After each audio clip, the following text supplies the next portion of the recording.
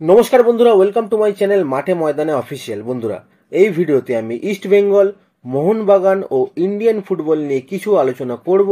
তোমরা যারা যারা আমার ভিডিওটা দেখছো, আমার চ্যানেলটা প্লিজ সাবস্ক্রাইব করে নাও ইন্ডিয়ান ফুটবলের এরকম আরও আপডেট পেতে।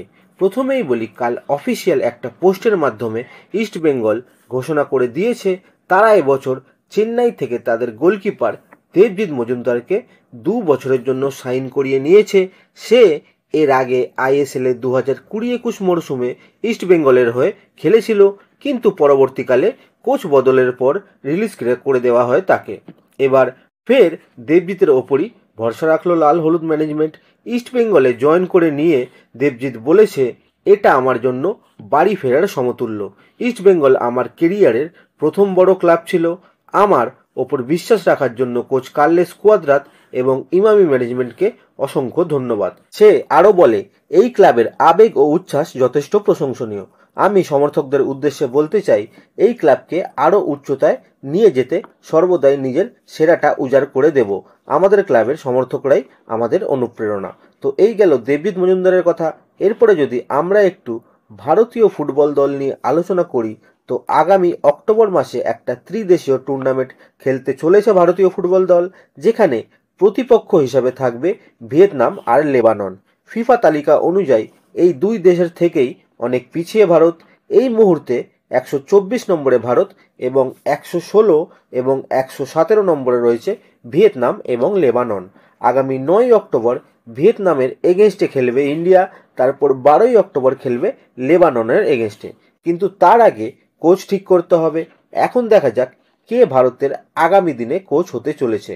এরপর যদি আমরা একটু মোহামেডানকে নিয়ে কথা বলি, তো জুলাই মাসের 15 তারিখ থেকে মোহামেডান সম্ভবত তাদের আইএসএল এর প্রস্তুতি শুরু করে দিচ্ছে। গতকাল সন্ধ্যে থেকেই প্র্যাকটিস শুরু করে দিয়েছে ইস্ট বেঙ্গল। এবার মোহামেডানও খুব শীঘ্রই তাদের কোচ প্লেয়ারকে ডেকে প্র্যাকটিস শুরু করে দিতে চলেছে। সেখান থেকে শোনা যাচ্ছে আগামী 15 জুলাই থেকে তারা শুভারম্ভ করবে।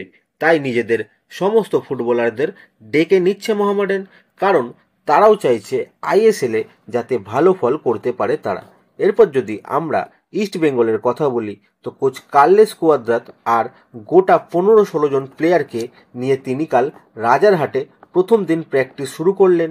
অনেক প্লেয়ারই কালকে অনুপস্থিত ছিল। শোনা যাচ্ছে জাতীয় দলের ফুটবলারদের অর্থাৎ নুঙ্গা, মহেশ, নান্দা, ডেভিডকে আরও 3-4 দিন বেশি বিশ্রাম দেওয়া হয়েছে। 3-4 দিন পরে তারা ইস্ট বেঙ্গল ক্যাম্পে যোগ দেবে। কাল ইস্ট বেঙ্গলের নতুন দুজন রিক্রুট প্রভাত লাকড়া আর দেবজিৎকে কোচ দলের সবার সাথে ইন্ট্রোডিউস করান এবং যত তাড়াতাড়ি তারা মিলেমিশে ভালো কম্বিনেশন তৈরি করতে পারে সেদিকে নজর দেওয়ার চেষ্টা করা হয়। কাল প্লেয়ার কম থাকায় কোচ, ফিজিও, গোলকিপার কোচ নিজেরাই নেমে রন্ডো ফুটবল বা বল চোর খেলতে থাকে। প্র্যাকটিসের শেষে কোচ বলে, সামনের মরশুমটা ইস্ট বেঙ্গলের জন্য অত্যন্ত এক্সাইটিং সিজন হবে। তারা অনেক ভালো ভালো প্লেয়ার নিয়েছে, আরও কিছু ভালো প্লেয়ার আগামী দিনে তারা নিতে চলেছে। তাই সবাইকে সাথে থাকার অনুরোধ জানিয়েছেন তিনি। উল্লেখযোগ্যভাবে জুনিয়র টিম থেকে কালকে নাসিব রহমান এবং সুব্রত মুর্মু সিনিয়র টিমের প্র্যাকটিসে উপস্থিত ছিল। ইস্ট বেঙ্গলের ডিফেন্সিভ হাফে পজিশনটার যা অবস্থা, তার জন্য নাসিব রহমানকে হয়তো তৈরি করা হচ্ছে। কলকাতা লিগের প্রথম ম্যাচে তার খেলা কিন্তু সবার অত্যন্ত ভালো লেগেছে। নাসিব যদি এই সমস্ত প্র্যাকটিসগুলোয় ভালো করতে পারে, তাহলে অত্যন্ত চান্স আছে কিন্তু তার আইএসএল টিমে ক্র্যাক করে জায়গা করে নেওয়ার।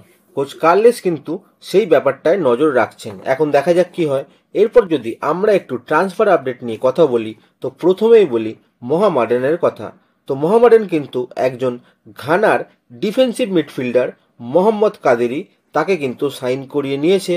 28 বছর বয়সী এই ডিফেন্সিভ মিডফিল্ডারকে 2 বছরের একটা চুক্তিতে মোহামেডান সাইন করিয়ে নিল। এই প্লেয়ারটা কিন্তু অত্যন্ত এক্সপিরিয়েন্সড একজন প্লেয়ার, যে সিডিএম পজিশনের পাশাপাশি সেন্টার ব্যাক পজিশনেও খেলতে পারে। ঘানায় খুবই সফল এই প্লেয়ারটা এবার মোহামেডানে আসছে। প্লেয়ারটার মার্কেট ভ্যালু প্রায় 2.8 কোটি টাকা। তো আগামী 2 বছরের জন্য প্লেয়ারটা মোহামেডানে থাকতে চলেছে। এরপর যদি আমরা একটু কেরালার নিহাল সুদেশের কথা বলি, তো নিহালকে কিন্তু একটা লোন ডিলে পাঞ্জাব নিয়ে নিল। নিহালকে তাই কেরালা আর প্রি সিজন করাতে থাইল্যান্ড নিয়ে যাবে না, সে এবার পাঞ্জাবে যাবে। এরপর যদি আমরা একটু আশুতোষ মেহতার কথা বলি, তো আশুতোষের এর আগে আইএসএলে ব্যান ছিল ডোপিং করার জন্য। তো তার শাস্তির মেয়াদ কিন্তু শেষ হয়ে গেছে। তিনি এবছর আইএসএলে ফিরবেন। গতকাল আশুতোষ তার সোশ্যাল মিডিয়ায় একটা ভিডিও প্রকাশ করে, যেখানে সে বলে সে জেনে শুনে ডোপিং করেনি। কোনো একটা ওষুধ ভেবে সে সেবন করেছিল, সে জানতো না যে ওটা ইললিগাল। যাই হোক, সেই আশুতোষ রাইট ব্যাক পজিশনের প্লেয়ার। এবার সে ফিরতে চলেছে এবং খবর অনুযায়ী আইএসএল এর 3টে ক্লাব তাকে সাইন করানোর জন্য তাকে কন্ট্রাক্ট অফার দিয়ে রেখেছে। এরা হলো জামশেদপুর, চেন্নাইন আর ইস্ট বেঙ্গল।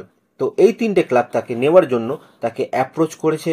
উল্লেখযোগ্যভাবে সাইড ব্যাকে ইস্ট বেঙ্গলের অপশন প্রয়োজন আছে।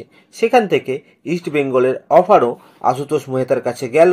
এখন দেখা যাক কি হয়। এরপর যদি আমরা একটু কেরালা ব্লাস্টার্সের কথা বলি, তো কেরালা সম্ভবত তাদের নতুন ফরেন ডিফেন্ডারকে খুব তাড়াতাড়ি সাইন করিয়ে নেবে। মনে করা হচ্ছে প্লেয়ারটা একজন ইউরোপিয়ান প্লেয়ার এবং অত্যন্ত ভালো প্লেয়ার।